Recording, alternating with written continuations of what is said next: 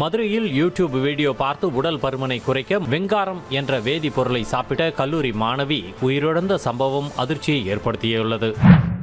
இந்த மாதிரி நடக்கிறதுக்கு எங்க நம்மளும் ஒரு ரீசன் ஒன்னு தோணுது. என்னதான் கரெக்டான அவேர்னஸை நம்ம ஸ்ப்ரெட் பண்ணாலும் அந்த மாதிரி தவறான வீடியோஸ் தான் மக்களோட கவனத்தை ஈர்க்குது.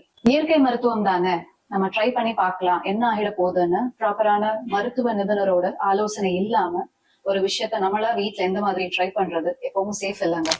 அட்வைஸ் சொல்ற விஷயத்தை விட அதை யார் சொல்றான்றது ரொம்ப முக்கியம். அண்ட் இதனிடையில வெங்காரத்தை பத்தி நிறைய இன்ஃபர்மேஷன்ஸ் ஸ்ப்ரெட் ஆயிட்டு வருது. ஆக்சுவலா வெங்காரம் அப்படின்றது பியூரிஃபை பண்ண முறையில ஆயுர்வேத மருத்துவத்திலையும் சித்த மருத்துவத்திலையும் ஒரு மருந்தா தான் பயன்படுத்திட்டு வந்துட்டு இருக்காங்க.